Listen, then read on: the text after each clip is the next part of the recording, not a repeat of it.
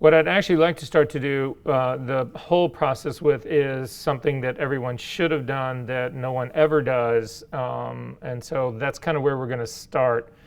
I need everyone to go to your assignment folder for this class. And we're going to go into week number 9. That's where the files were for this. Into your student folder for week 9 and inside the assignment folder. And inside the assignment folder, you have the 2 comps. You've got the comp body 1 and you've got the comp body 2. We are going to rebuild these correctly because they're not done. That was part of the trick in all of this, is that these are not exactly what you want them to be to work with. So, yeah. So we need to, but this will give us good practice. This will be pretty much the final knockout, spill removal, exercisey, whatever stuff that we do in this class. So it's sort of a recap of one last time to get through all of this stuff. So it's not it is not necessarily a bad thing, but it is important. Well, we'll get into it first. So let's start with comp body number 1 and go ahead and just launch it into Photoshop. So when it comes into Photoshop, I don't know about yours or what yours looks like. If you actually open up the group that says body, you'll see inside there's hue saturation adjustments with weird curves on it. There's a skin tone sepia addition. There's all sorts of weird shit in here, none of which do we really want.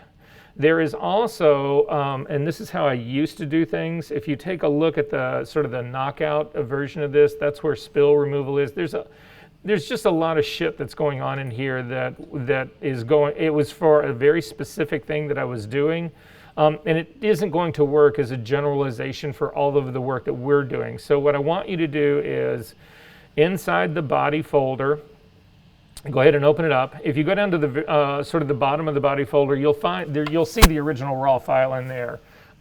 It's actually a smart object. It has no mask on it. It doesn't have anything on it. If you click on that, go ahead and turn its eyeball on so it's visible and lift it all the way to the top. I'm going to take it outside of the group. When you do this, though, if you just get it up near the top, you'll see that you get your little blue line that sits right under the group name that's body. That will only bring it up to the very top, but it'll leave it inside the group. If you continue to push up a little harder, you'll see that you get a blue line up above the body alone, and that's what we're really looking for. Otherwise, you'll never get it outside of the group. So I'm looking for the little blue lines that only sit at the very top above the group part, and simply let go, and that'll bring the smart object, the original raw file smart object, completely out, which is what we want to do. Then I'm going to collapse the body. And I'm going to throw it away because everything else that's in there is worthless to us. So I've just gotten rid of the body. I also do not need this bottom layer, this bottom white layer. I don't need this guy, so I'm going to click on it and simply hit the delete key. And this is basically where I'm going to start from. So we're sort of starting from scratch in this, and we're going to go ahead and then rebuild this to work for us. So everybody's got this part so far, right? Okay, the first thing I'm going to do is make a copy of this, Command-J to jump it. The second thing I'm going to do is, I know that I've got, well, I'll take that back. Hold on one second. Throw that away, the command click that you jumped on that. We need to look at this smart object to see exactly how it was processed. So double click on it. It'll actually launch into Camera Raw. And there's a couple of things that I want to check about this. The first thing is you'll see that I've actually got a custom profile for this that's not available on my computer. It's not going to be available on yours, so we don't have the ability to actually use that part.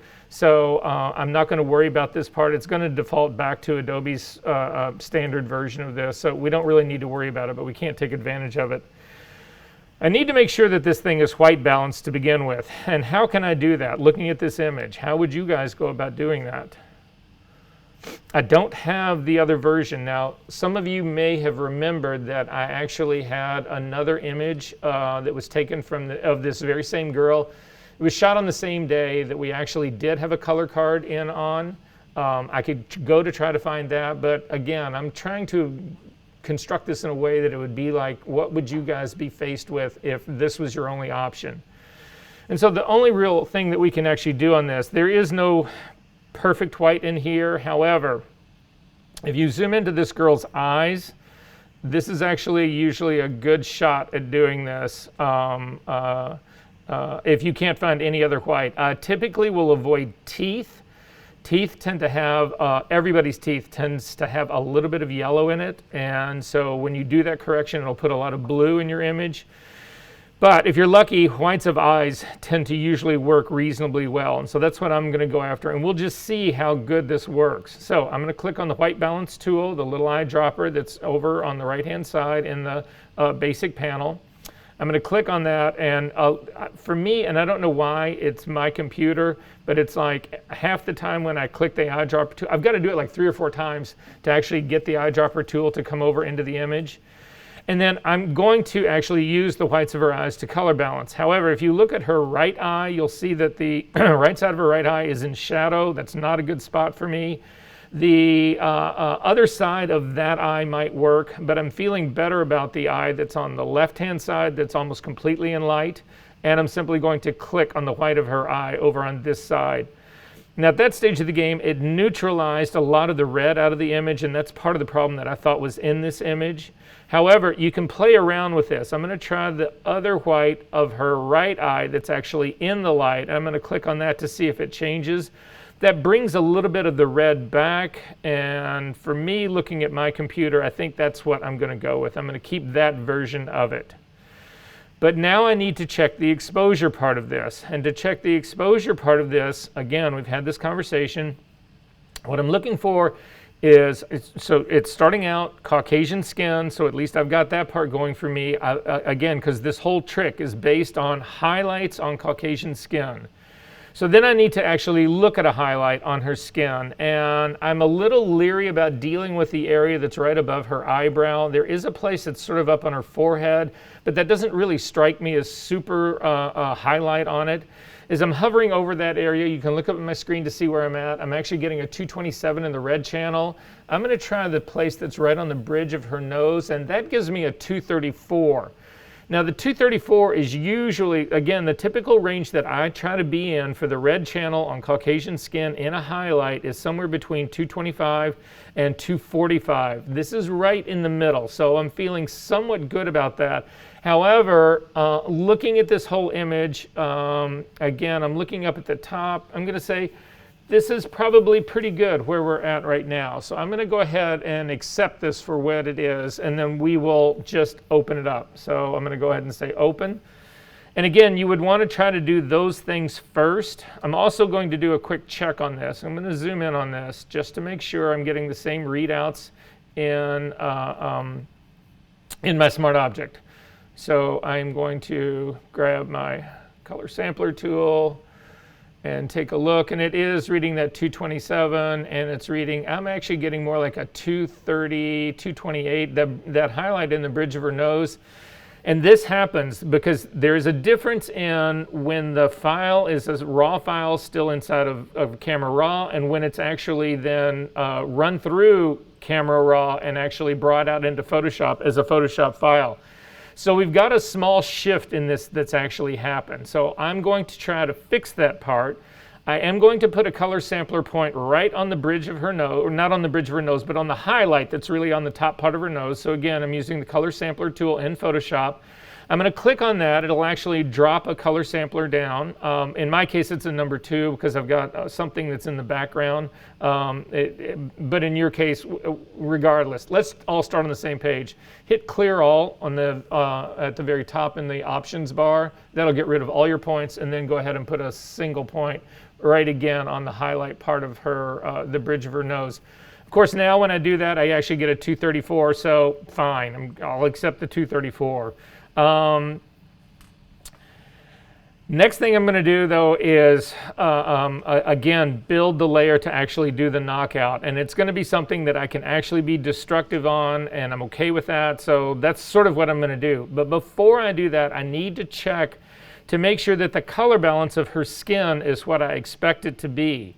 So I'm going to grab that point that I just laid down on the bridge of her nose, and I'm going to click and drag it up more to the side of her forehead. Take a look at my screen to see where I'm at. This to me is a good place to try to judge skin tone, her skin tone. Again, when you do this kind of work, you want to avoid places, and now again, the highlight part of it was all about exposure. This part now is about the color of her skin. So I'm going to put it there. It's a place that I'm not too worried about serious makeup being on. She may have a little bit of makeup on there, a little bit of powder, something, but she's going to have that probably over her entire face. What I want to avoid, though, is any sort of blush, any coloring, any contouring that would be in her cheeks. I want to avoid those areas because those are going to, by definition, have a different color. I certainly would never use anything around her eyes, eyeshadow. I want to avoid all of that. So this seems like a good, safe place for me to pick. I could also pick actually someplace down on her neck would probably be another good place. But anyway, this strikes me as a good spot, so that's what I'm going to look at. Over in my info palette, you've got a number 1. I'm going to click on the drop-down menu of that and change this to give me a CMYK color readout. Because remember, when we are doing the color balancing for this, we do not do that in RGB. We do it in CMYK. And the values that we have in CMYK, the relationship between them, remember, is that we basically leave magenta alone. Magenta is always magenta. Cyan should be 1/3 to 1/5 of what magenta is. And the yellow should actually equal the magenta up to 50% more magenta. So I need to see if that's where I'm at. And when I look at this, I've got actually magenta is 30%. So if I divide 30 by 5, I actually get 6. And if I divide it by 3, I get 10. So my range for cyan should be between 6 and 10. And it is. It's a 7.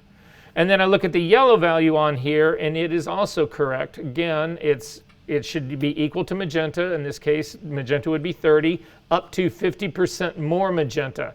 Half of 30 is 15, so my range for yellow is 30 to 45. And again, I'm exactly in that range. And then also we talked about this, you should have no K in Caucasian skin. You can have K when you get into a deeper shadow area, but in something like this, you should have no K. That would actually indicate that you are underexposed and slightly dirty. So I know my color is correct in this part. So my color is correct, my exposure is correct, I'm feeling good about all of that part, so we can continue. So back to the Smart Object, Command J to make a copy of it. And then I need to rasterize this copy. This is going to be the actual thing I knock out and remove the spill from and do all of that work. So right now it's a Smart Object, I can't do that work on it. I've got to rasterize it. So there's a million places to actually rasterize. Most people would start at the Layer menu and come down to Smart Object, down to the bottom of the Smart Object flyout to rasterize. You can also come down to rasterize in the Layer menu, over to Smart Object. And then finally, if you have a 2-button mouse or you do a control click or a double swipe, if you come all the way to the far right side of the layer itself, this does not work. If you're on the type part of the layer, it will not work there. But if you come all the way to the right-hand side and do a control click, you will get a flyout menu. And in that flyout menu, you will actually have an option to rasterize the file, to rasterize the layer right here. So that's where I'm going to pick it from. You lose the little icon that's on the side, so it indicates this is no longer a Smart Object, and so we can actually do work on this guy. So my next move in here is to run zero selective color on this. So I'm going to go to my Actions palette. I'm going to find zero selective color, and I'm going to run it. In my case, again, this has come up, it looks like it's solarized instead of being completely black, and that's only because this absolute radio button has not been selected. If you select the absolute button, you should have a completely black image. And now I'm going to use my drop-down colors to come down to the greens, and I'm going to grab the black slider, the black ink slider at the bottom of the greens, and drag it all the way to the left. So what I've just done is instead of filling green with black ink, I'm actually filling green with white ink, and that's why the background just got so much lighter.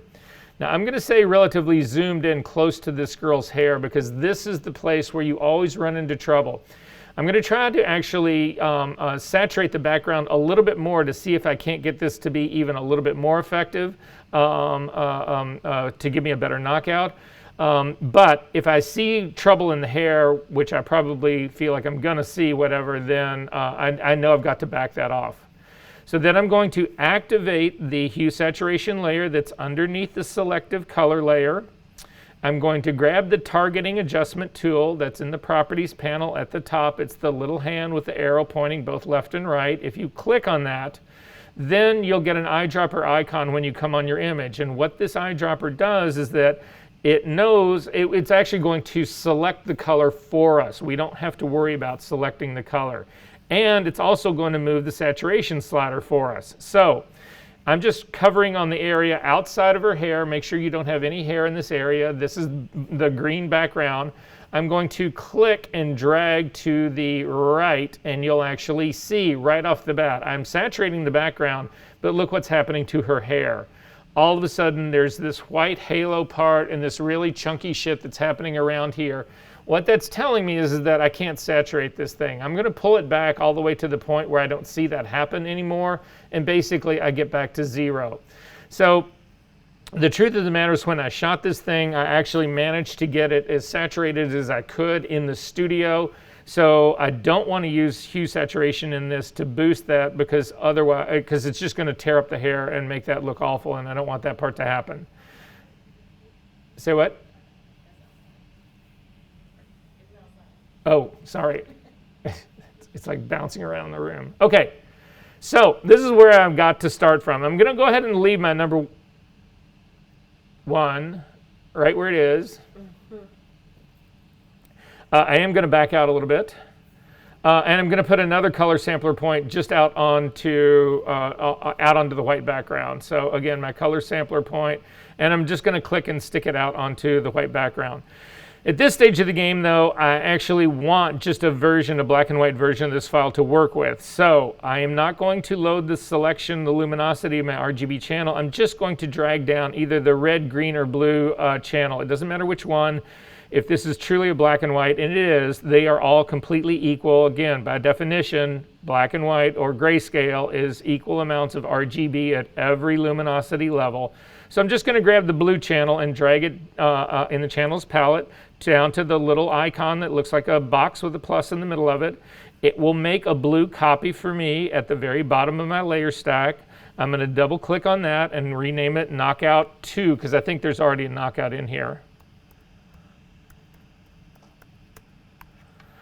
And say OK to that. And then we need to go to work on this. So again, if you look at my info palette right now, you see a really weird set of color readouts. Again, I said that this was black and white, but now I've got, I'm going to change my number 1, by the way, my point number 1 back to giving me an RGB readout. It's giving me, it's not equal amounts of RGB in this, which is what you would expect it to be. And the reason it's not is because I've actually got the hue saturation adjustment layer active in my layer stack. You need to actually get rid of these. They don't, or you don't have to get rid of them, but they're not going to help us anymore. So I'm just going to throw them away. So I'm throwing away the hue saturation, the selective color part.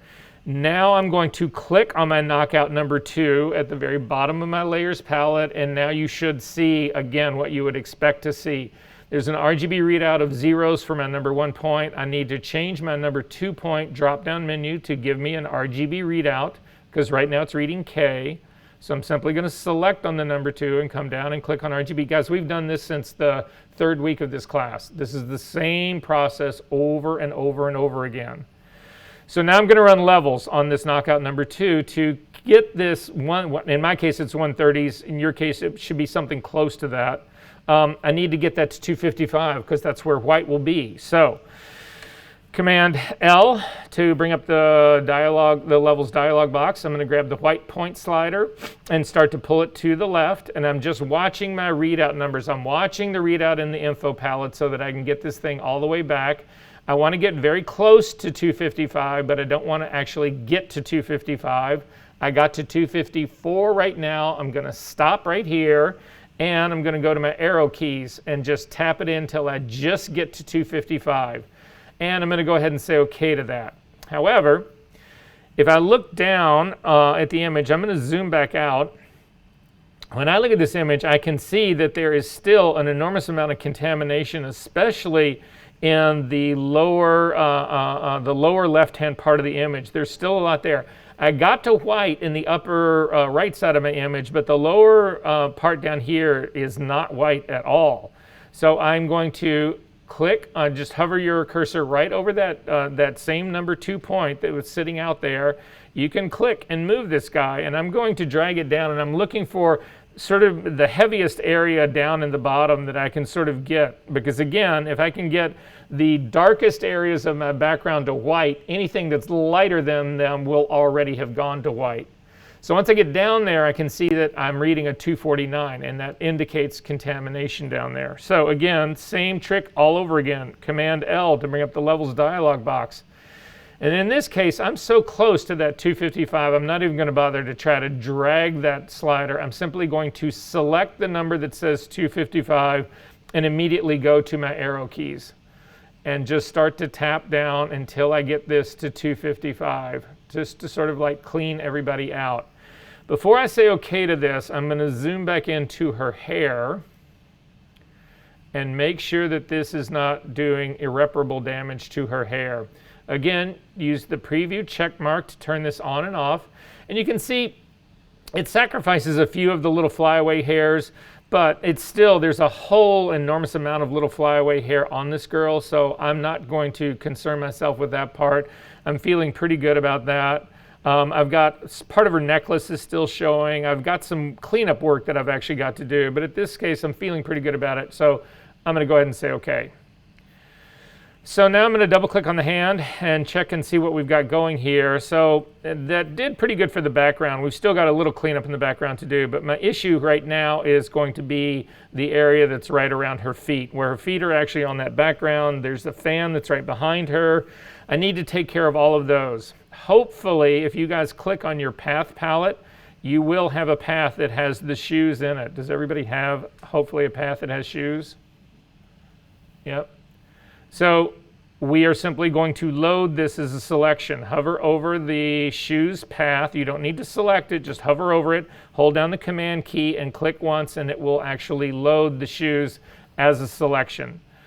Then we're going to go back to my work path part.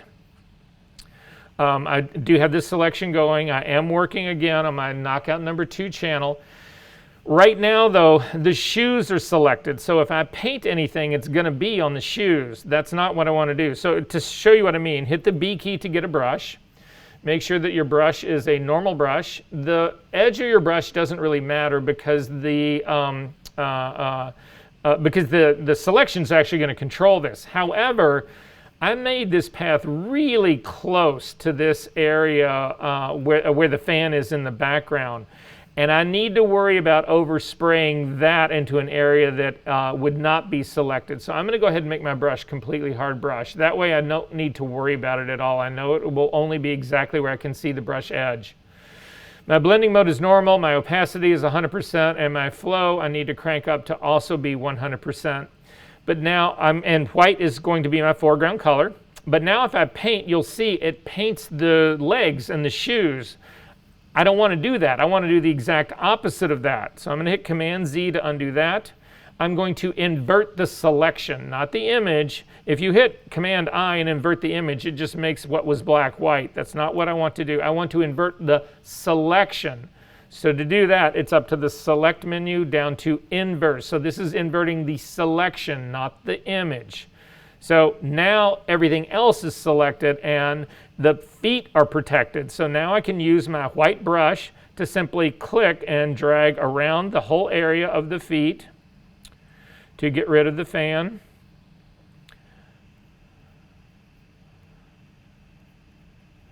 And give yourself some good room around this, because then we can just go in with a lasso tool and get the rest. So that's removed all of the background that's right around her shoes. That part's great. So Command D to deselect. I'm going to double click on the hand to zoom all the way out, and then I'm going to go to my lasso tool, the L key, and simply draw around the entire area of the rest of the fan, all of the floor on both sides. So this is what my selection looks like. White is my foreground color, so the shortcut to actually fill with white, because it is my foreground color, is Option Delete, Command D to deselect. And this is a pretty good beginning for my image. However, now I need to really inspect this image to make sure that it has what I think it has. So I'm going to start at the very top left-hand corner of her hand, and I just need to sort of check to see if I've got if I've got contamination in here, what's really going on in here. And when I get to her hair, when I look at her hair, there's parts of her hair that are gray, which is as they should be. Because again, hair is translucent, there's light that'll be coming through it, it'll have spill in it, but that's all correct. What's not correct though is if you take a look at the right side of her head, there is an enormous amount of spill that's coming around this side of her head, and I don't want that part. I know that that part does not, that's way too heavy a hair to actually have something coming through there. So this is when I start to go to my tablet, and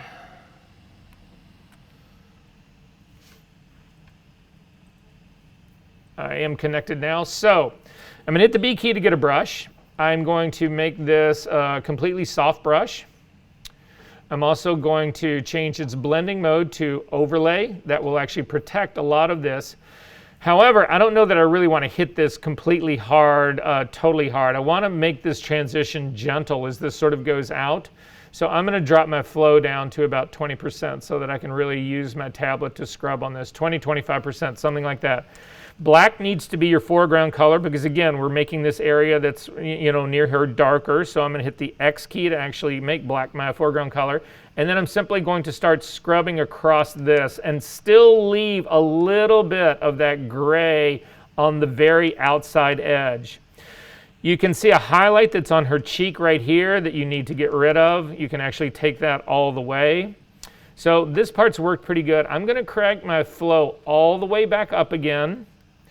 And I'm going to change my blending mode back to normal just to hit the necklace that's right in the middle of her body. And then I'm going to start to look over onto the other parts of her body to sort of see what's going on. I'm now looking at her right arm. I'm going to go back to overlay.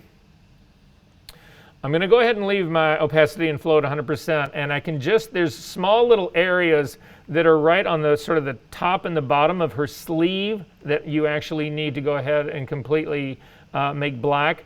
There is a highlight just on the right side of her arm, above the elbow, between her hand and her elbow. You can see there's a highlight right there. I'm simply going to run across that with my overlay brush, and it actually takes care of that.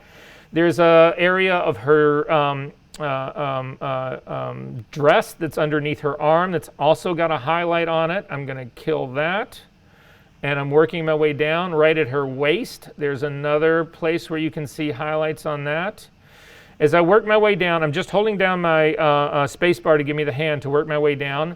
There's highlights on both sides of her thigh. I'm going to knock both of those out. I'm going to continue. That highlight runs all the way down both sides of her leg. So I'm going to make sure I get all of those. And I'm running all the way down. I have highlights that are happening on the shiny parts of her shoes. All of that needs to go. There's actually, because the shoes have, it's either rubber or patent leather. I'm doing the other shoe now as well. I'm going to go ahead and clean all of that out. Again, all of this needs to be completely black. I'm checking her other leg. Her right leg doesn't seem to have the same part in it, so I feel pretty good about that. Now I'm working my way up the other side, the left side of her body. There's a highlight right on where her leg meets the skirt. There's another highlight that's in one of the folds of the dress. I'm working my way all the way up along the edge. The hair that's coming underneath her underarm is fine. And I'm looking at the other hand, and everything else looks pretty good to me. So this seems to be a pretty good mask. I'm feeling good where I'm at right now. However, if I use this mask the way it is right now, it will hide the girl and show the background. I need the exact opposite. So Command I inverts the mask, and now we're ready to actually use it. As soon as I did that though, look at the upper left-hand corner of this image, and I can see in the upper left-hand corner, I've got a lot of contamination that's sitting right up there, and if I hover over it with my brush, you can see up on in my info palette that it's giving me a positive, I've got a value in there, and it should be 100%. So again, B key, back to my brush. I can make it considerably larger now. I'm going to still use an overlay. I take it back. I'm not going to use I'm not going to use an overlay mode. I'm going to go back to normal and simply brush that whole top corner out. I'm going to just hover over my other corner to make sure that it actually is reading 100% K. It should be reading. That will tell you it's all black. And just sort of running my way. There's a place that's right by the bottom side of her skirt that's also got a little tone in it. And on the other side, there's a little bit somewhere in here as well. But other than that, I think we're pretty good to go.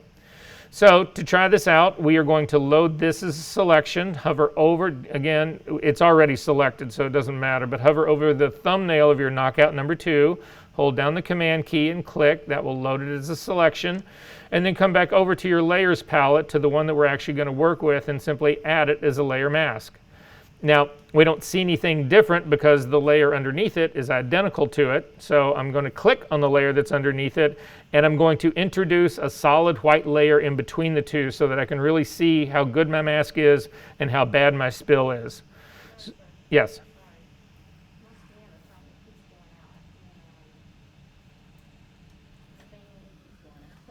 Is it plugged into your computer? Are you wired into your computer? And you're sure you're using the right stylus side, not the other side? Yeah, yep. I'm using the same side. It just is not moving. It'll move a little bit, then it'll just stop. So go back to using a mouse right now. Most of this work that we're doing, you're going to be fine, and we'll take a look at it during the break. Okay. So to put a blank white layer in between the two, select the bottom layer, and then we're going to add an adjustment layer. So click on the adjustment layers, and we're going to add a solid color. And when the solid color comes up, in my case, it picked black. But again, you've got an eyedropper. You can simply come over and select either the foreground or background of your four background colors, whichever one happens to be white. Simply click on it, and it will load white for you and say OK to that. Then as soon as I do that, I'm actually taking a look, and I see a problem. There's something going on right between her knees. And what I'm seeing right here between her knees is actually showing me that there is, I've got green spill on here. That's not the part that I'm worried about. I'm seeing background in there. That's the part that I'm worried about. So I can actually fix that. I'm going to go to my layer mask. To see what the problem is, take a look at my screen. I'm going to show you my layer mask just by itself. If you hold down the Option key and click on the layer mask, you'll actually spot it somewhere in between her knees right there. There is actually it's not completely black. So I'm going to make my brush considerably smaller so that it'll just deal with the area that's right between her legs. I'm going to change it to overlay. Black is my foreground color, and I'm just going to do a single stroke right down the middle, and hopefully that will take care of it. And it did. It cleaned out that part that's in the background. I still have spill there, don't worry about it, but that's not my concern right now. My concern is that I've got a good mask that's actually knocking this girl out. So as I take a look around this, I can see again that I do have the dreaded, if we come in and zoom into, especially if you look around her arms, I'm looking at her fingers, you can see that we've got that line that goes around it. It's again, the line that goes around this is because of when a digital file is processed, edges are found and contrast is run on the edges. So it makes the green actually that is immediately around this edge darker than what than the entire rest of the green screen was. So when we do the knockout, this actually gets left behind. I've also got a small problem that's right there between her index finger. So I'm again looking at her right hand. Right between her index finger, there's also that same problem that I have between her knees is in this area as well. So again, I'm going to select my mask. I've still got an overlay brush. Black is still my foreground color, and I'm simply going to clean up that area that's right between those two fingers. But that doesn't deal with the whole spill issue, the whole edge issue that I've actually got going on here. So to fix the edge, I'm going to go to my history palette first, and I'm going to do a history snapshot. So I'm on my history palette. The little camera that's down at the very bottom, you click on the camera, a dialog box should open up, and we are going to call this pre-choke.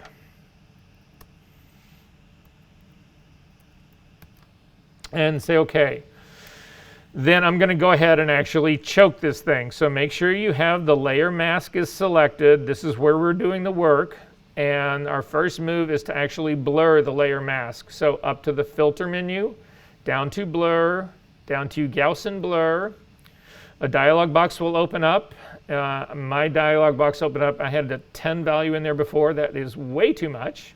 So I'm going to crank mine down to like a 1 or a 2. We'll see what it looks like. Again, the amount that you blur these things is all dependent on the size of your image. So in this case, it feels to me like a 1 is pretty good in this, so that's what I'm going to do. I'm going to go ahead and blur my layer mask by 1. You'll see that the line that's around her hand now gets even worse, and that's by design. I'm going to go ahead and say OK to this, and then I'm going to run levels on that layer mask. Command L to bring up the levels dialog box.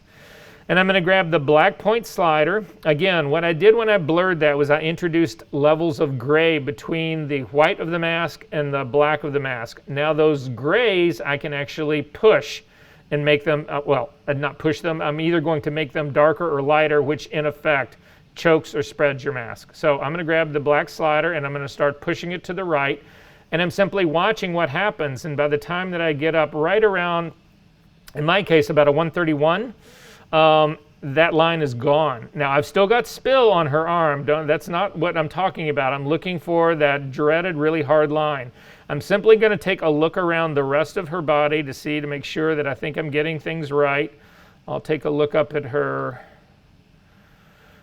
arm, her other arm. That's really where you pick this stuff up more than anything, but it's done a pretty good job on the rest of her arm part. So I'm comfortable with this. I'm going to go ahead and say okay to that.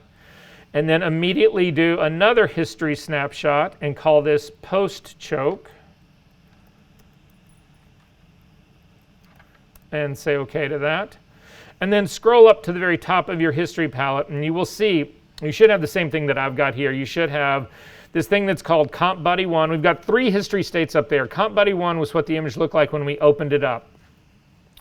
The one right under it is pre-choke and the one under that is post-choke. Now you do not want to select any of these history states. What you want to do instead is you want to actually click on the little area just to the left of whatever history state icon you want to print or you want to use. And if you take a look, I'm going to zoom back out. If you take a look at this girl's hair, you'll see that what the choking did to her hair, it just destroyed her hair. So what I need to do is restore her hair. That's the part. It did a great job on the rest of her body, but it destroyed her hair. So do not select the pre-choke state. Simply click to the left of the icon in your pre-choke history state to move the history brush icon from the very top, the comp body, to the one right underneath it. Simply click on that. Now when you use the history brush, it will paint your image the way your image looked when you were making this. And so when I made the pre-choke state, her hair had not been choked. So I'm going to return her hair and not return the rest of her body. The rest of her body I'm going to leave choked, but I want her hair to not be choked. So the history brush sits right below the clone stamp tool. Make sure it is the history brush, not the art history brush. Check your the hardness of your brush. You don't really need to worry about the hardness of your brush too much. I mean, the only place that I would be worried about it is when I'm trying to paint the little hairs that are around her shoulder and under her arm. I need to fix that part. If you have too soft of a brush, you can start returning some of that, that outline to her armpit. So I'm going to make my brush about a 50% hardness. It'll give me a little bit more control. It doesn't push me too far one direction or the other. I am going to leave it as a normal blending mode, 100% opacity, 100% flow. I can make it a relatively large brush to deal with the area right around her hair. And then I'm simply going to start painting around her hair. And you see how much it actually restores. Now again, there's a lot of spill in here. I'm not worried about that part. But that brought back all the hair that's around her head. And then again, I'm going to go to a smaller brush because the area that's right underneath her arm. Now I'm going to go ahead and restore this. A lot of people would say you should just get rid of the hair that's coming out underneath her arm. But that's that's an option you guys can pick and choose if you want to, but I'm simply going to bring this down so that it actually does restore all of the hair. Again, I think it adds more of a believability to the comp that, again, this is not looking so, any of those sort of like tricks like this, I think, sort of help me out. Is everybody here so far? Are we good? This would be a good time to save your work. Up to the File menu, down to Save As. Again, this is not going to be homework. You can put this wherever you want. I'm actually going to put mine in my teacher folder and call it version 2. So then we need to deal with the spill. To do that, you go to the pixel layer, the pixel content of that layer, not the mask, but the pixel part, make sure the little brackets are going around the girl in the background. Hit the B key again for a brush. In this case, I'm going to use a relatively hard brush because, again, I'm going to start this work that's right around her armpit. I'm going to change my, so I'm going to change the hardness of my brush to a completely hard brush. I'm going to change the blending mode of my brush to color because all we want to do is change the color. We want the luminosity to remain the same. 100% opacity, 100% flow. And then I need to sample a color that this hair is really going to be. To do that, we're on the light side of her face, which is actually lighter hair. So I'm going to come up to the top right side of her head, hold down the Option key, and simply click once. And it gives me sort of a light color brown. And I'm simply going to paint over the spill that's underneath the bottom part of her arm. And then I'm actually going to start working on the same area that's right up above her shoulder. Again, don't paint any deeper into the spill than you actually need to paint into. Now at this stage of the game, I'm going to go completely to the other side. Again, I'm working with a hard brush, and so I want to do all of my hard brush work first. I've got another area over here on the other side where the hair actually meets her shoulder. I do not want to use a soft brush there because it'll spray this spill correction into her shoulder, onto the dress, onto her skin, and it's not the color of the dress or her skin, it's the color of her hair. So I'm going to simply use this tool to work over there. And when I do this, I'm looking at this and I'm feeling pretty good about the color that I've painted right here. Look at my screen right here. This is all being hit pretty directly by light that's actually coming from the left-hand side. But once I get closer to her neck, it is a completely different color because it's actually in shadow. So I'm going to hold down my Option key to resample that color. I get a much darker brown, and that's where I'm going to actually paint the rest of this stuff in the back that's around her hair. Now the big flyaways that are on the right side are in light. So again, I'm going to sample a lighter color of hair. I just grabbed it from the very top of her head to actually paint just this little edge that's up here at the very top. But then again, the rest of this hair goes out of the light, so I'm sampling a much darker color inside there for the rest of the light, and that's what I'm going to use to actually get rid of the rest of the spill that's on that side of her face. Once I get to the very top, it comes back into the light again. But I'm not done. I want to stay in the same area. I'm going to zoom in. You can see that there's spill on the side of her cheek. I'm going to actually make my brush considerably smaller. And in this case, I'm going to make it soft. Otherwise, you're going to see this line right on her face. So I'm going to make it completely soft. I'm going to sample a dark area, a shadow area of her skin. Not a highlight, but a shadow area of her skin, holding down the Option key and clicking.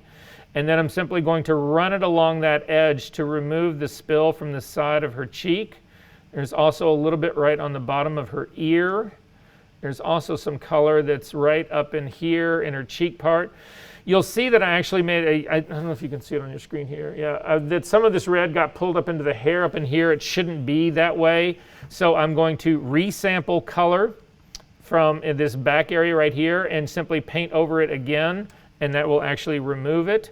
I feel like I've still got a lot of green that's in this hair. That's not actually making me feel good. Again, the area that I sampled to use that color still had green in it. So instead, I'm going to sample a very dark part of her hair that's in the light. So I'm moving up to where the part is in her hair.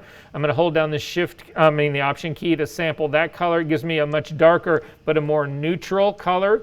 and then I'm going to repaint over all of the area that's actually on that side of her head and get the rest of that green out, because the green's a dead giveaway.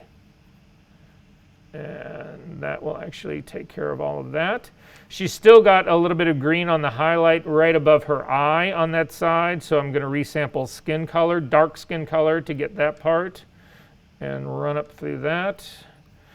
That part's looking pretty good, and then I'm again going to simply start to resample the color of her hair up in the areas where I'm actually trying to move the spill that's in the sunlight, or that's in the daylight part. And I'm simply going to run through and get the rest of all of that part. There's a little bit on the very top of her shoulder. There's a strand of hair that's on the top of her shoulder. Then we need to go looking around at the rest of her skin. I've still got, I'll see, if you take a look at her left hand, for me anyway, I've got two places where I'm still seeing green come through. So I'm going to go back to my layer mask. I'm going to, again, still have a brush going on in here. Make sure that it is a normal blend, change the blending mode from normal down to overlay. And, yep, and then I'm going to just hit those areas. Again, black is my foreground color, and I'm just going to hit those areas to try to get rid of that, just a little bit of contamination that was in the mask. Then I'm going to go back to my image, and again, make sure that color, change your blending mode back to color. And I'm going to look for spill that's actually around her arm. Now, I don't really see any of that's on the top of her arm. There's a small amount, I think, that's running right on the bottom of her arm. Again, I'm dealing with her arm on the left-hand side. So I'm going to sample a dark area of skin, and I'm going to simply run it across that line. Again, do not run your brush anywhere it doesn't need to be. So look at my screen really quick here, guys. If I run this across like this, you can spot that line that's up there. This area that was up there was already okay. I didn't need to do that. Command-Z to undo it. I'm just running it along the very baseline down here to get rid of that part. I'm going to take a look at then the rest of her. I'm just working my way down her dress or along the side. Again, I'm just holding down the space bar. At the very bottom, I start to pick up definitely spill that's underneath in the folds of her skirt right as you get very close to her thigh. I'm going to sample a dark color, the darkest color I can actually of her skirt, to get rid of that part. And this will work for all the spill that's in here. When I get to her leg, I'm going to resample again a darker part of her stocking to run down the edge. And I'm going to work my way around her entire body. Again, don't paint anywhere that doesn't need it. Now, when we get down to the area that's right around her shoes, we've got most of it out. You can probably still use that same color that we're using for her stockings. It really shouldn't pick up. You shouldn't notice too much of a difference. I'm running up the inside of one leg. It's actually pretty good, but the inside of the other leg needs to be resampled. It's an even darker color. And we need to remove all of that spill. And then finally on the outside of her other leg,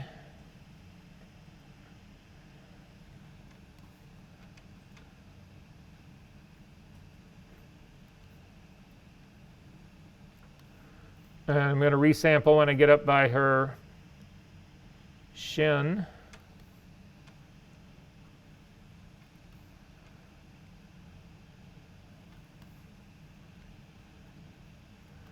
And then again over to her skirt, a much darker sample of that yellow color.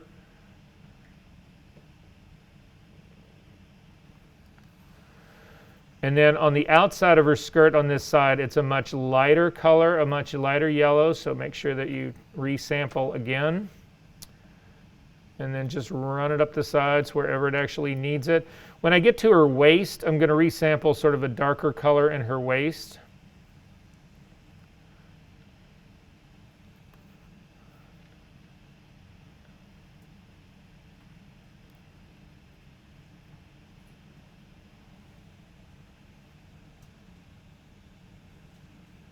And underneath her arm, same problem on her other arm. There's still spill that runs right under the edge. And then there's a really huge amount of spill that's running on the other side of the arm where the hand is moving up in the air.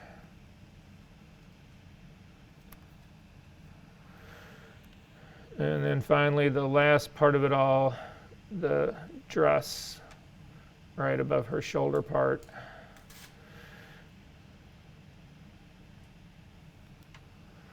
I'm going to double click on the hand, sort of see where I'm at. I'm going to save my file again.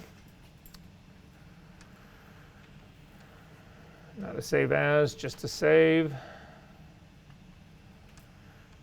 And before we move on, really quickly, go to the very top of your history palette, and you should now start to see we have what the image looked like when we first opened it. We've got a pre-choke and a post-choke state, and we've also got a timestamp of two images, two timestamped history states right now, one around 2 o'clock, the other around 2:10. These will stay as long as you've got your file open. These will stay. Even if you run out of history states, these will remain in place. And they're good they're good checks for you, because if for some reason you make a mistake in your editing, let's say you've got a 5-hour editing session, then you make a mistake at hour 3 and you don't pick it up until you get to hour 5. This, if you've repeatedly saved, you can actually step your way back through big chunks of history between the saved states to at least get back and hopefully not have to redo the entire 5 hours of work, only have to redo the last 2 hours of the work. So again, very good habit to get into, very good practice to get into. Final thing I'm going to do is I'm actually going to make this thing a smart object. So the work is all done.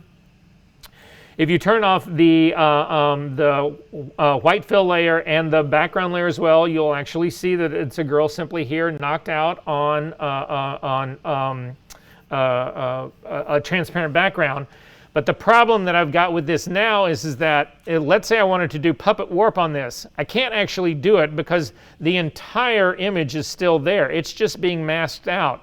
But when I turn this thing into a smart object, it's actually going to take the mask and the pixel layer, put them into that protective envelope that is the smart object. But what I will then see is this image on transparent background, and I can do liquefy, puppet warp, I can do all of those things on it without having the image be impacted.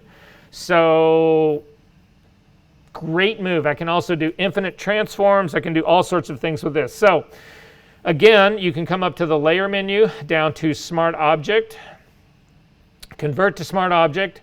You can get to the same spot by, again, hovering over the far right side of your layer, holding down your control key, a right click on a mouse, or a double swipe of fingers. Click and get a drop-down menu, and you also get a convert to smart object there. But you can now see basically what I've got going here, and it's the perfect knockout, looks great. I'm going to go ahead and save this one last time. And then I'm not going to close it up. I'm just going to put it down into my dock. So I'm just going to, because I want to leave it open so that I can work with it. So that's the first one down. We need to go after the second one now. So I'm going to go to my comp number 2.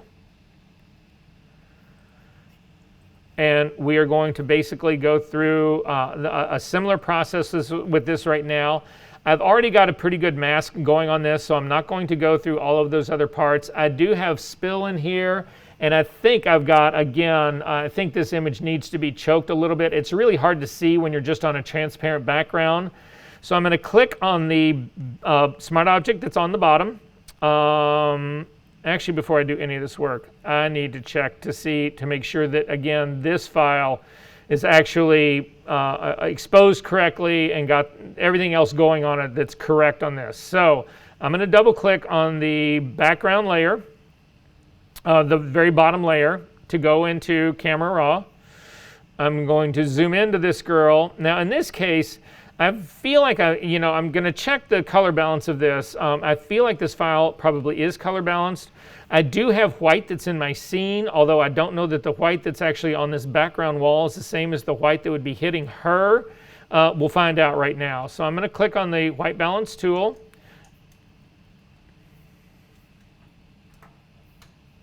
And I'm going to come over, I'm going to zoom in just a little bit to see what happens to her skin tone, because her skin tone is it's really the only thing that's going to show me color in this. So I'm going to click on her skin tone, and this thing has been white balanced. I don't need to worry about that. However, I want to check exposure on this as long as I'm in here.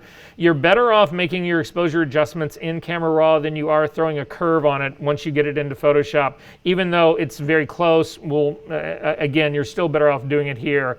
I'm going to zip into 200% so I can find a good highlight on her face.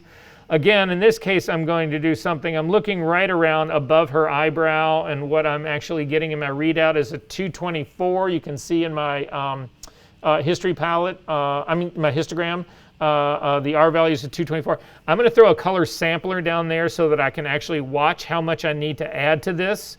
So to get to the color sampler tool in Camera Raw, it's on the far right-hand side of your screen, almost at the very bottom, right above the little grid. There's again, looks like an eyedropper. Click on that. I'm going to see what it is on the tip of her nose. Okay, so on the tip of her nose, I'm reading a 248 in that channel. So I know that this is not actually where, that I don't need to add exposure to this part because I'm already slightly beyond the threshold of that right there. So I'm not going to need that part. What I'm concerned about, though, is all of this stuff that's the darkest part of her coat. That's sort of like right between the sets of buttons, just above her waist, just below the collar, right? That is reading in the 3s. Now, we have been in this class before, and we've talked about this and said, you know, the problem with these, in a case like this, is that you might be able to see that there's detail in there on your screen, but you will never be able to print that. Again, we talked about these areas needing to be closer to those, the mid-20s for this to actually read.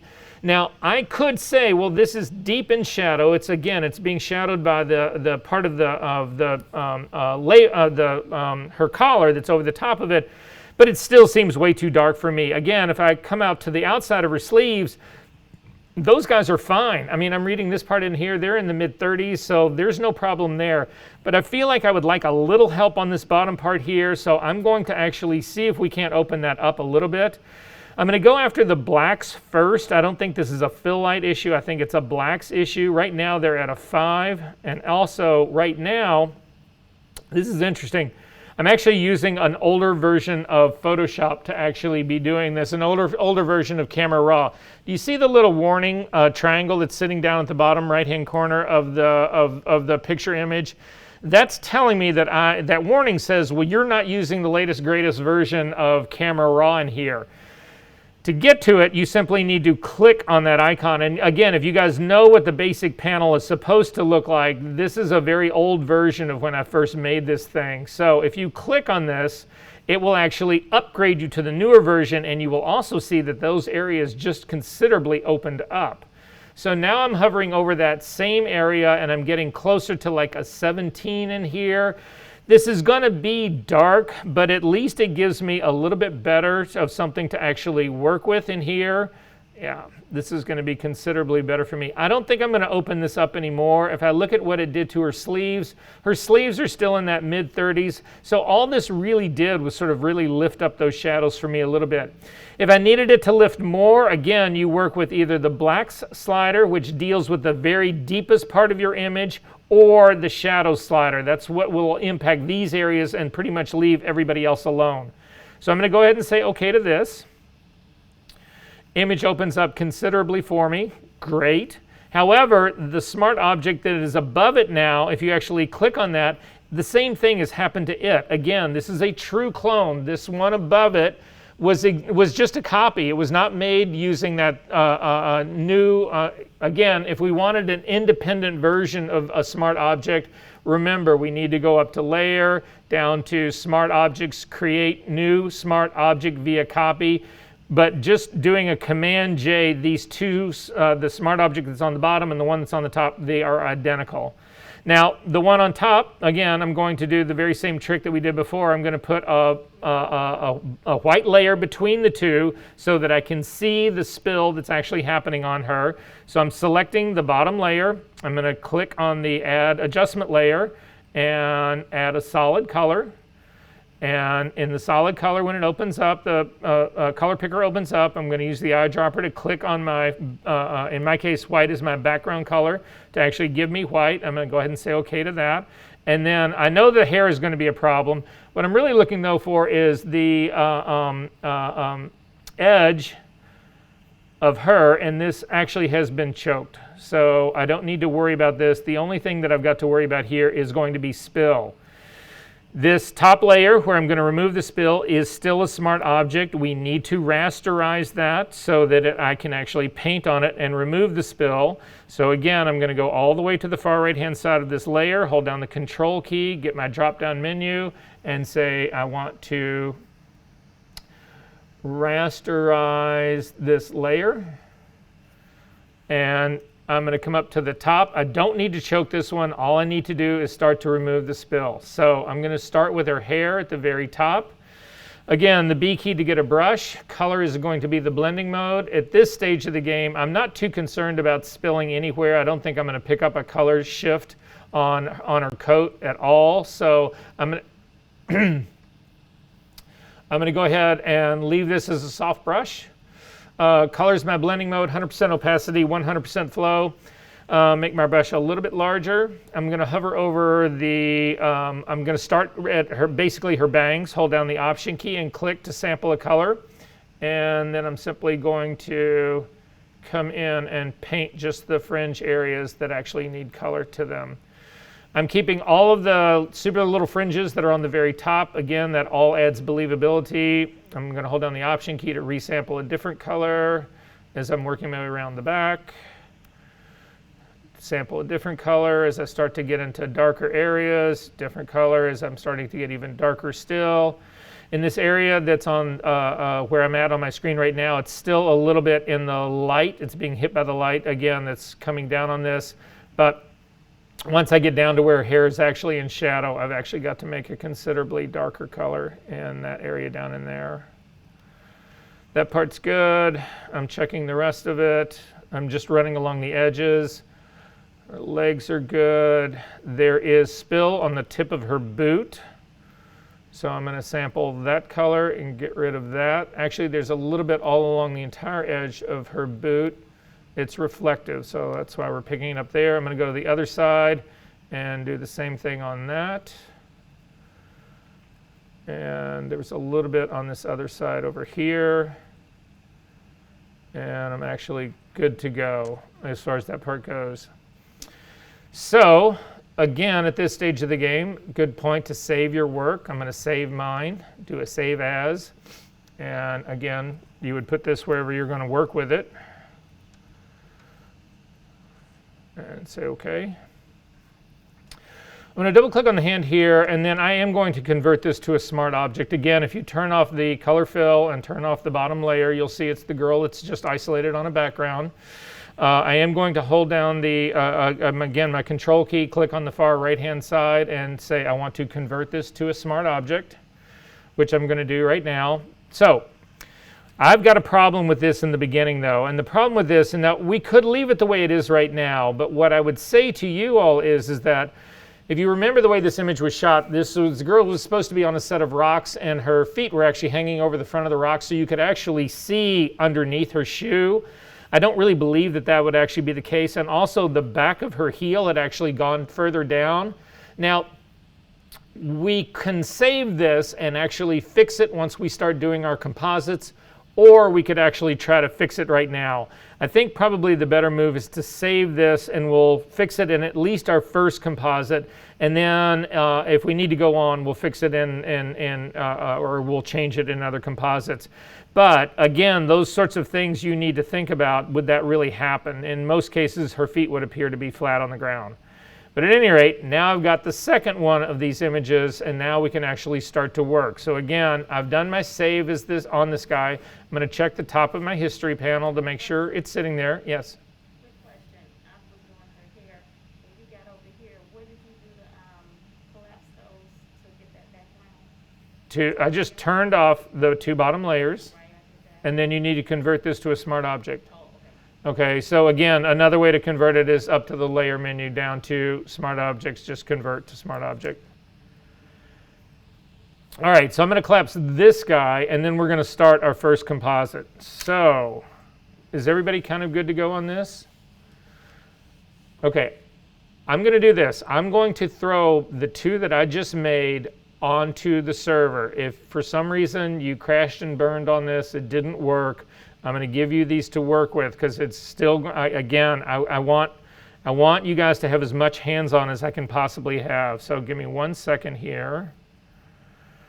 So I'm going to throw them into the composites folder that you just copied off of the server.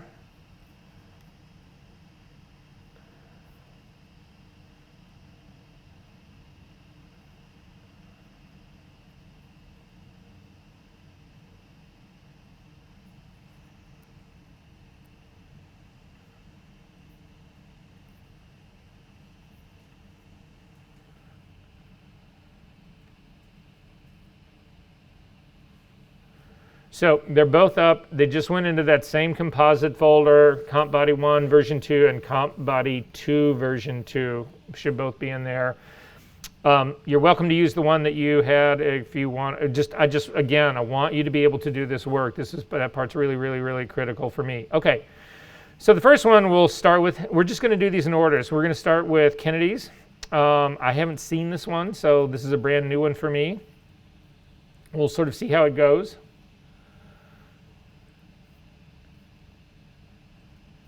Oh, hang on 1 second. I'm trying to open this off the server, and that'll take forever.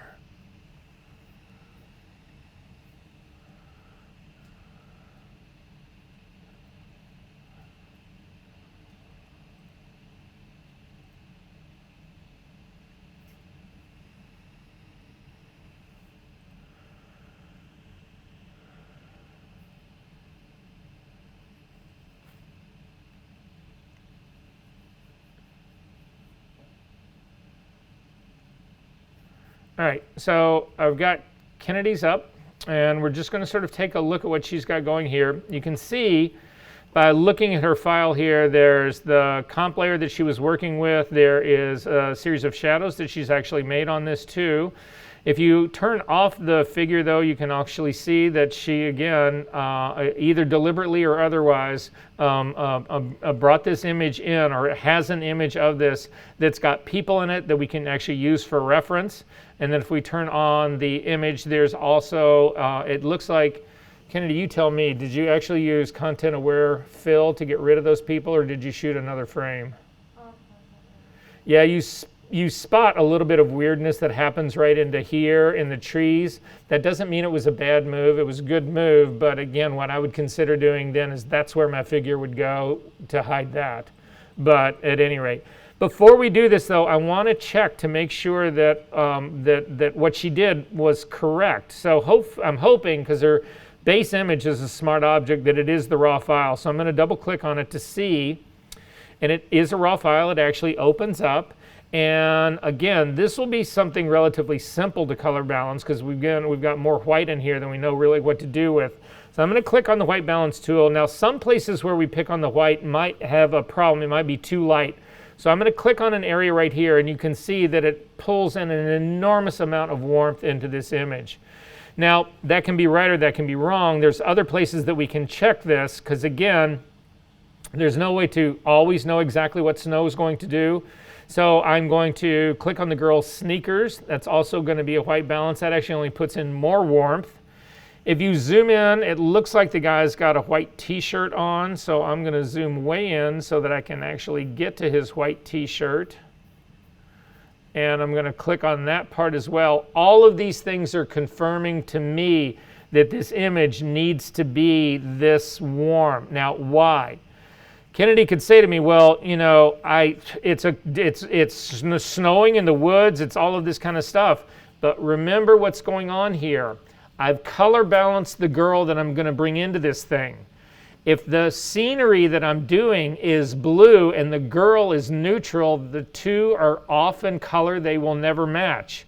So it's important for me to have the girl be neutral and this be neutral, and then if my intention is to make all of it bluer, once I get the composite done, I do a color grading on it to make it the cold blue, if that's, again, you as an artist, if that's what you're looking for. Does this make sense to everyone, what's going on? Doing this will assure my color match. So I'm going to go ahead and say OK to that. And that means basically all this other stuff we can, I'm not going to pitch your shadows, although I think if we hold it down, we'll probably have to pitch the shadows as well, but I'm going to just leave them turned off for right now. I'm going to get rid of the layer that's actually on top of this because it was based on the one that we just did. So I'm going to throw away the second layer. So I've only got the couple. I'm going to make a copy of this. Now in this case it doesn't matter. We don't need to do the smart object via copy or new smart object via copy because we're going to rasterize this right away because we need to get rid of the people. So I'm going to, again, Command J makes a copy of it. I'm going to different places to do these rasterizations just so that you know it exists in different places. So up to the layer menu, down to smart objects, down to rasterize. And now I can actually get rid of the people. So to get rid of the people, we are going to use something that we haven't worked with yet in this class, but we will. I'm going to hit the L key to get the lasso tool, and I'm going to circle the people, but I'm going to stay I'm going to stay kind of around them. And I'm just working my way around them both. We're going to use Content Aware Fill to do this. You would not want to use separate people to do this. I mean, you wouldn't want to do one person and then the other person, because if you do them separately, what ends up happening is that Content Aware will actually look at the other person that you haven't put inside of your selection to try to do the Content Aware part, and you can end up with, say like I was only going to start with the girl, you'll end up with parts of the guy in her place. So I'm going to do the whole thing all at once. So once you have a selection around all of them, come up to the image menu, the edit menu, down to Content Aware Fill. It's pretty much in the middle of your screen, in the middle of the drop-down menu, Content Aware Fill. Go ahead and click on that. When this happens, it's going to take us into the Content Aware Fill space. This is a new space for you guys who maybe have used this tool but haven't used it in a few years. What you'll see now is that there is a selection that's in this image, and then there's green that's all around this image. The green is telling you where Content Aware is looking to actually fill the space that's got these people in it. If you have some weird anomalies that are actually happening, and in this case, basically what's going on is not the end of the world. It's not the worst thing that could be happening in our case, but we can make some changes in here. If there was something in here, like let's say there was a house in here, and you knew that the house should not, no part of the house should be behind these people, but the house was covered in this green, you can actually paint away areas to say, no, you're telling Photoshop, do not use that area to do this. So when I look at this, I'm actually feeling like what Content Aware is doing is using a lot of this green area, the really fine trees that are right above them to do the Content Aware. You have a brush right now, and the brush is set to minus. We can actually paint away those areas that are up right above them to get rid of them, to say to Photoshop, I don't want you to consider that part. Now, if you slide your image a little bit to the side, you will actually see a preview on the right-hand side that is what the result is ultimately going to be. You'll also notice a little spinning issue right down here.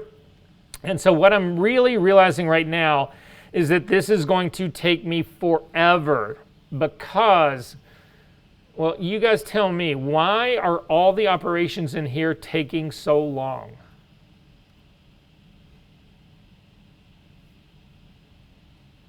Anybody have a clue? This number right here. This is a 16-bit file. It's double the size of a typical 8-bit file that we normally would work with. So I'm going to hit cancel out of here because this is going to drag us down forever. I am actually going to throw away the second layer that we made. I am going to hit Command D to deselect. I'm going to double click on the smart object and check to see what's going on. And you can see right here, Kennedy, you're welcome. And everybody in here is welcome to work. If you are working in ProPhoto, you need to be in 16-bit. Typically, we work in Adobe RGB in 8-bit. It's much smaller, much faster. Make sense? So I'm going to click on the link at the bottom of my screen, bottom of my Camera Raw. It'll actually open up, and in the Workflow tab on the left-hand side, click the Workflow part. I'm going to change the space from Pro Photo to Adobe RGB and the bit depth from 16 to 8-bit. Now I can tell you right now, you do not want to ever work with Pro Photo in 8-bit. Pro Photo is a gigantic space, and you need all of that additional 8 bits of information, the additional 8 bits on top, the reason we have 16 instead of 8, to describe that whole space. Adobe RGB is a considerably smaller space, and 8-bit is adequate to describe that space. But you'll find if you are all of a sudden you're working on something and you get horrible banding, you'll look at skin tones that should be continuous and smooth, and you'll see really gradation lines. It almost looks like strata in rock. It's because you are working in 8-bit in Pro Photo.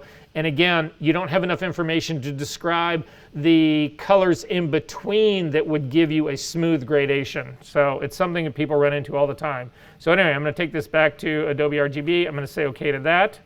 And then again, simply click OK. I've now got an 8-bit file instead of 16.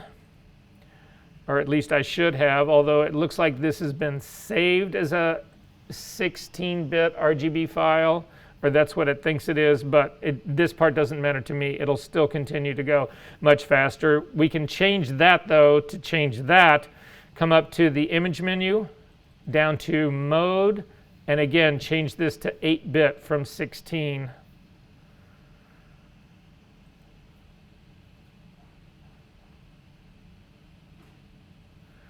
And then we're going to go right back to where we were. So I'm going to Command J to actually make a copy of the background layer. I'm going to go up to the Layer menu, down to Smart Objects, and I'm going to rasterize this.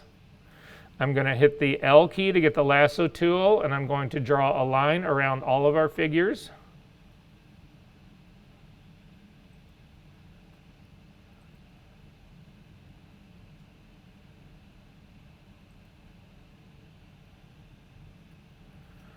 And again, up to the Edit menu, down to Content Aware Fill.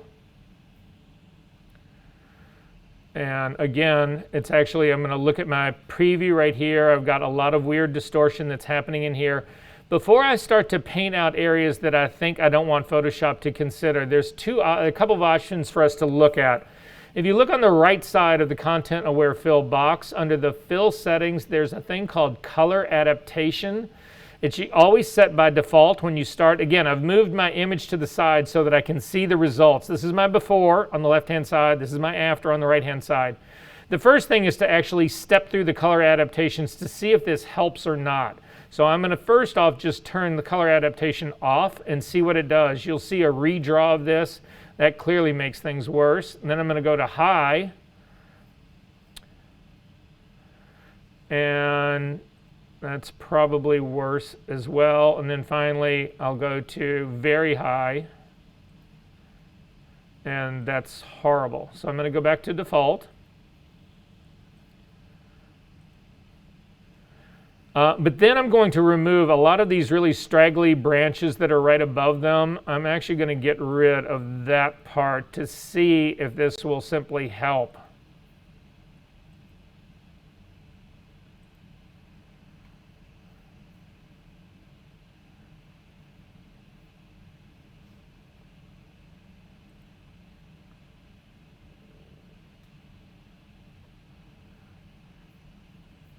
I'm going to cancel out of this because I don't need to cancel out of it. I'm going to hit the plus up at the very top of my options bar, and I'm going to paint back in some of that stuff that I had taken out.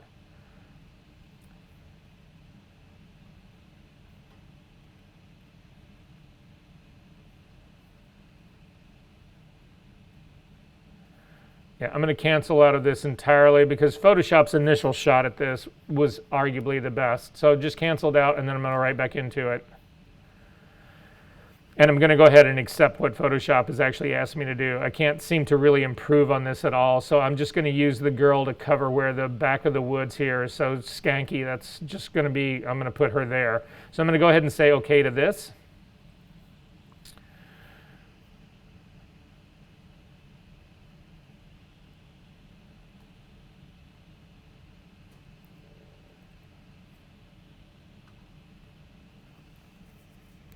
Command D to deselect. And so now we can actually start to work with our figure. Now the figure that Kennedy has got there, I'm going to go ahead and leave it, but I'm not going to use it. I'm going to bring in our own figure. So again, if you click on your Windows menu and come down, you will actually see that you've got at the very bottom all three of the images that we have open. I never closed Comp Body 1, I never closed Comp Body number 2, and I've got Kennedy's images open. So I'm going to click on Comp Body 2 because that's the one that we're actually planning on using here. And I'm going to click and drag this over on top of the image. Hold down the Shift key to bring it in centered. And it actually comes in. I'm going to then, again, I'm not going to close the Comp Body 1. I'm simply going to park it back onto my dock so that I don't have to see it. Now, what Kennedy did is she, again, if I turn off our new background layer, you'll actually see what happened. In the new background layer, check this out. It actually did the content aware part above the background layer that we were trying to remove it from. So I'm going to temporarily turn off the body figure. So you can see, if you hold down the Option key and simply click on it, this is the patch that they've actually put in to do this. I need that patch to actually be a part of the entire image. So I'm going to turn the people back on. These two layers are on. Select the patch that's actually on the top and hit Command E. It will merge it down into, this is our rasterized layer anyway, so we're doing that work anyway. We'll be good to go there. Then I'm going to turn that guy temporarily off and turn on the people because I'm going to use the real people to scale my image. Again, Kennedy was smart enough to have figures in here that will give us the scaling. So then I'm going to turn the girl, the new girl that we brought in, back on. And again, I can see her in relation to the people in the background. She is a smart object, so make her active. We're going to transform her. Because she is a smart object, that works out really well for us because we can do unlimited transforms that are completely non-destructive. Command T to bring up the transform dialog box. Click on the link in the options panel between width and height. And then because her feet are almost exactly where the feet of the girl is, at least in my case, I'm going to drop the anchor point right down to the very bottom of my screen, the bottom of the transform box, so that when I then grab either corner and start to push in, she shrinks in height, but her feet do not move. Now, I'm going to make an assumption that these two people, again, I look at people, I've photographed so many people in my life. Kennedy, do you know these people? Yeah. Oh, my guess is that they're not 6 feet tall. No. My guess is going to be, I'm looking at 5'6", 5'7", probably. It's a guess. They're both like 5'10". Both 5'10"? Yeah. In that case, then a girl who's also 5'10" in heels is probably slightly taller, so I'm going to bump her up just a little bit. In my case, I ended up, if you want the exact same numbers that I've got, the girl, it's a 79% in the width and the height. So we've made her a little bit smaller. I'm going to go ahead and click on the check mark and say OK to that. I'm going to then turn back on my new fake background. And I'm going to move the girl right away because I'm going to slide her over to cover the janky part back in the woods. I'm going to hit the V key to get the move tool. And I'm simply going to click on her and drag her to the right, so that she covers the multitude of sins that are right behind her. And now I'm pretty good to go on this. And so we'll start into our whole next steps on this. Again, I'm going to leave her shadows off, and I'm going to leave her, the figure that Kennedy used, I'm going to pitch that guy, and I'm going to pitch the shadows too. I don't want this to get any more confusing than it already is. Okay, so this is my start. At this stage of the game, I need to then consider the lighting that's on this. So Kennedy picked the right figure for this. One of the problems that I had with a lot of you guys is that if you think about the lighting that's in this scenario, it's a big overcast sky with a huge chunk of snow underneath. You could not get a much flatter light. The comp number 2, if you actually go, I'm sorry, the comp number 1, if you bring up comp number 1, body number 1, the girl in the red dress, I mean the yellow dress, this is a side light. This is a hardcore side light. That light would never happen in this scene in a million years. Not unless the sun broke through the clouds and only was hitting her. In this scene, the lighting is very flat overhead, and so that's what we need to emulate in this. So again, but it starts with which image did you pick? Did you pick the right one? So to move from here, I am going to add my check layers. So again, if you go to your actions palette, you should still have the action that builds check layers for you. Click on it and actually it will run. Now in my case, I've actually got an extra a layer that when I get to it, I'll show it to you that I actually do. It's just an addition that I do to one of the check layers. But if you don't have any of your check layers turned on, I've got my color check layer turned on. I'm going to turn all of those off, and I'm going to start with my luminosity check. So it's down at the very bottom. It's the first of the 3. Again, we've got a luminosity, a check layer, a saturation check layer, and a color. I'm going to click on luminosity first. And when I look at this, this does not make sense to me. When I look at this as a black and white photograph, she is way too dark for this scene. When you look at it, this just would never make sense. It would never be like that if this was the real world. This is the advantage of actually using a check layer to do this. Part of it has to do with how deep the shadows are. Now we've already opened up those shadows on some level, but I need to continue to open them up even more. And it's a good thing, again, that my figure is a smart object, because this now will allow me to work smart filters on this, which is what I'm going to do. So again, unfortunately, the filter that actually lifts up your shadows, decreases your contrast, is not in the filter menu. It's actually in the image menu. So come over to the image menu, click on it, come down to adjustments. And in adjustments, go all the way down to the bottom, well, almost to the bottom, and hit shadows and highlights. When you do that, you hit shadows and highlights, it will actually open up. If you see a very abbreviated small dialog box, simply click on show more options. It always defaults by opening up shadows. So again, what it does is that it leaves the highlights alone. It always opens up the shadows. And in this case, it actually does a pretty fair job of it. It always defaults to 35%. If your shadows that if it's opened up are too strong, let's say it went too far, you're like, oh my God, no, it's way too flat. It would be darker than that. Simply grab the amount slider and drag it down. You'll see if you come all the way down to 0, it returns your image to the way it was. If it didn't open up your shadows enough, you can continue to drag it above 35%. You can go, I mean, it goes all the way up to 100%, which actually makes the girl look, I don't know, nuked out. Anyway, 35% actually for me looked reasonably good, especially with this check layer on. I'm going to back out before I actually say okay to this and see how I feel about this now. Again, you have a preview dialog, a preview checkbox in this dialog. You can turn this thing on and off. Come in a little bit on this guy. And for me, this actually feels more legitimate. This actually feels about where this thing should really be. So I'm going to go ahead and simply leave it at that 35%. I'm going to type in 35 to make sure we're exact and say okay to this. Then I'm going to turn my luminosity check layer off.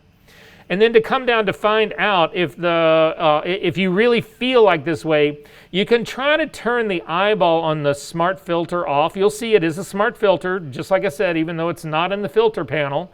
The easiest way to turn it off, if you actually turn the eyeball off, what happens is that it actually has to go through all the math to undo the smart object.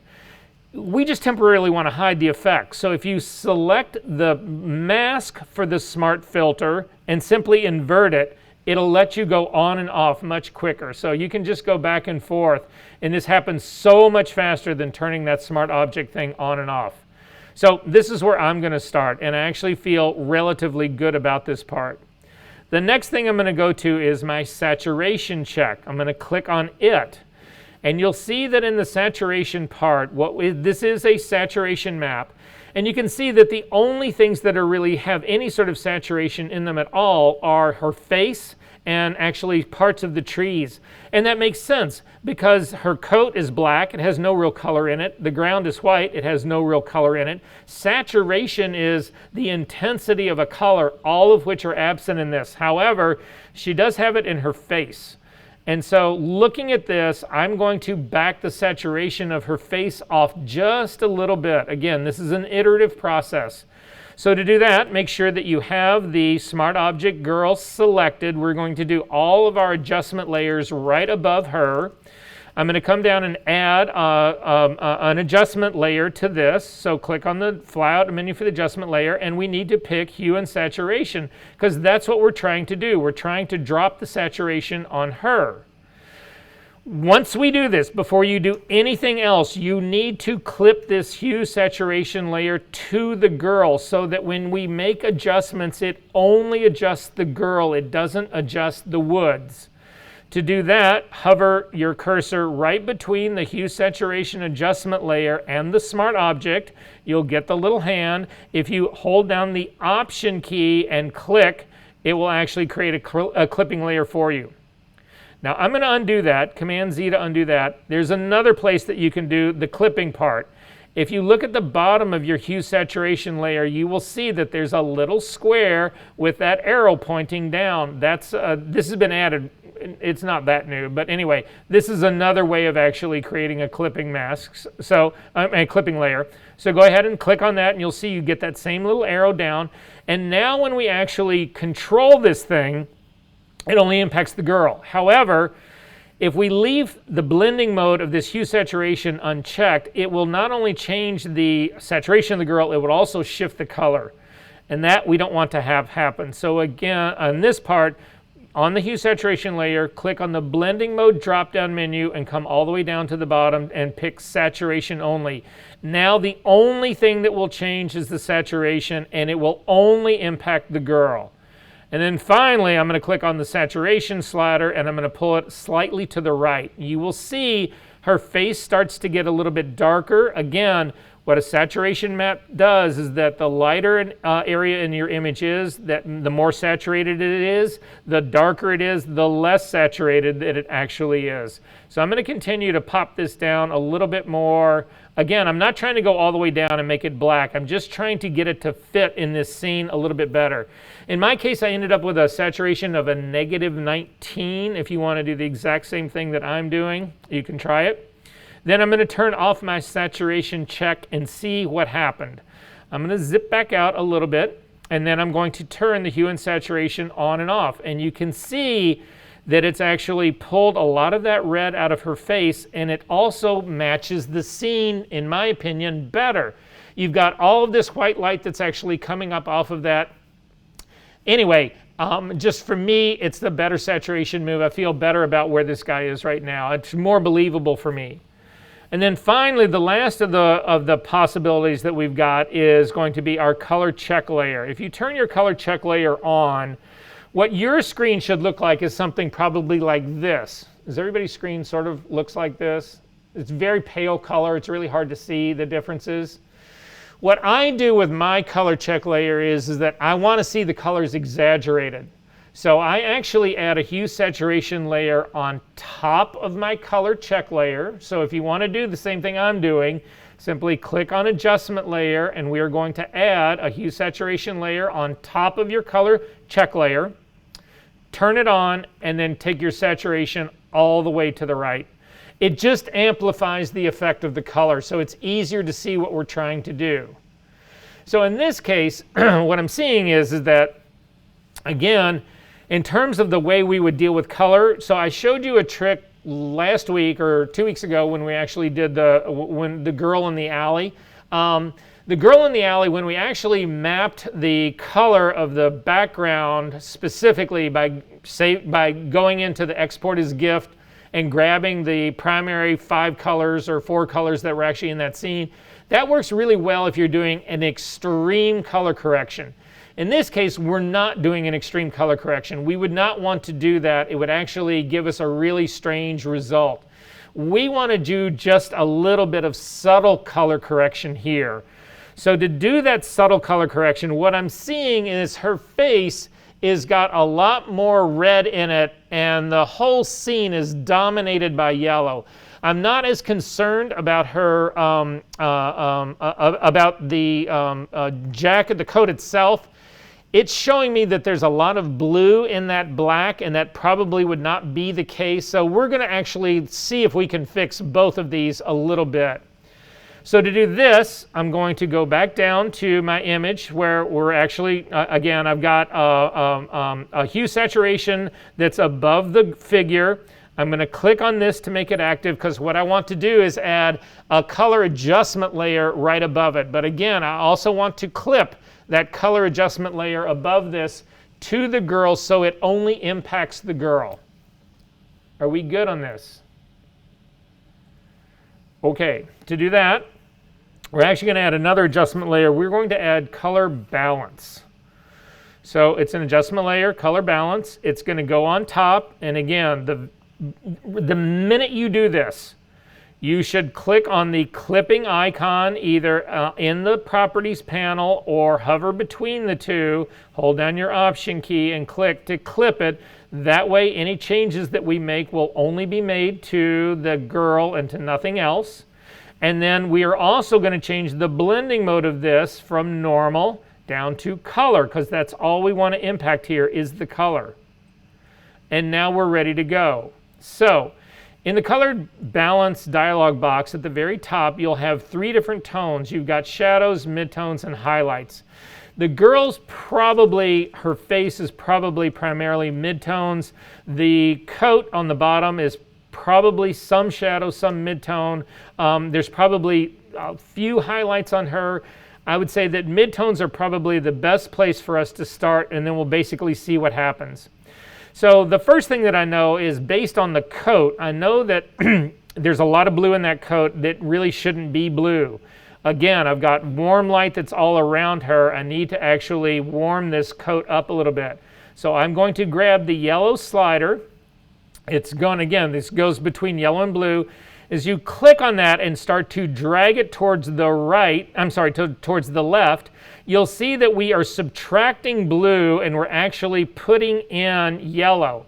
And as we continue up a little bit, you'll start to see that things start to begin to get a little bit more sort of greenish yellow. I'm going to stop at that point. I've got a lot of green in here now, which I don't typically have, so I'm now going to go up to the next slider above it, the green magenta slider, and I'm going to click on this and start to push towards the magenta part. And you can see I'm starting to bring in a lot more of those sort of orangey colors, and now they are beginning to match what's going on in the rest of my scene. This looks more homogeneous from a color point of view. Wouldn't you agree? So I'm feeling like I'm in a good spot right here. However, I'm going to see if there's anything we can do about her face. We might have to do this in 2 parts, but we'll see. This has actually gotten the coat in here correct, and it may just be where we leave it. But I'm going to see what happens if we pull out a little bit of red as well. So I'm going to go up to the final slider at the very top, the cyan red slider, and I'm going to click on it and start to pull it a little bit. And you'll see when I start to pull it, it's actually having a huge impact on the coat, but it's not really having any impact on her face. So I'm going to zero the red out. I'm going to see if her face maybe lives more in the highlights. So I'm going to click on the drop-down menu and go to highlights. And then here I'm going to say, again, because of this, what I'm seeing in here is that sort of orangey part. I'm going to add a little bit of cyan. And again, you can see it's only going back after the coat again. And I don't really want that part to happen. So I'm going to leave this zeroed out, and we'll just see what this ultimately looks like. So I'm going to turn off my color check layers. And now we can actually see the difference in what this has just done. This is my color balance layer here. I'm going to turn it off and then back on. And you can see it puts a warmth in here that now matches the rest of my scene. And this is beginning to become a pretty convincing composite that we got going on in here. Wouldn't you guys agree? to sort of get some sense of where we're at right now. Again, I'm not going to bother to put in shadows for her right now on this one. We'll deal with other shadow work and other stuff, and it's really close to a time for us to take a break right now anyway. But to give you some idea of where things were in the beginning and where they are right now, I'm going to do a history snapshot of this. And then we'll go up to the very top, and you can click on Courtney's, the opening version of what it looked like and where we're at right now. And I would say that Courtney's, in many cases, the biggest offender in what she had done actually was the contrast of the girl, how deep the shadows were based on the exposure part. And this actually begins to become much, in that case, again, stronger. Now, if I ultimately wanted this, like I said, to be that sort of cool blue, let's say that was really, I'm Courtney Kennedy, sorry. If I wanted it to be that really blue, what I would ultimately do with this is it's sitting at the very top of my color balance control. I'm going to do a merge stamp version of everything. I'm going to create a new version here. So Command, Option, Shift, and the letter E creates a new version, it's a complete merge of all of this. My check layers are all still above this, but they're all turned off. I'm not using them anymore. They've done their work. I'm going to convert this to a smart object. So again, up to the layer menu, down to smart objects, and convert to smart object. This is now a smart object, and now I can use smart filters on it. So up to the filter menu, down to camera raw filter. And in camera raw filter, we have color temperature. And so we can just take this and make it as blue as we want it. So I can crank this over. But now I'm making everything bluer. It's not just her, it's the whole scene as well. I put them together so that they were the same, and now I can do, you can really make this blue. We can go as far as you want, but now everything is doing it equally. And so this is the reason that we try to get to those sort of neutral points. So if I felt like this was a better call in here, that I want the colder scene, this is my colder scene.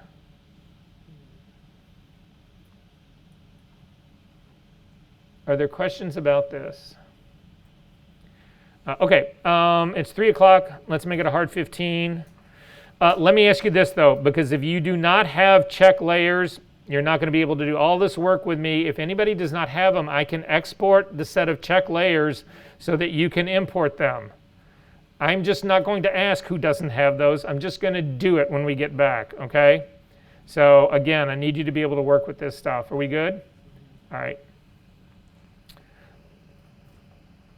What's the blending mode supposed to be on the color check layer?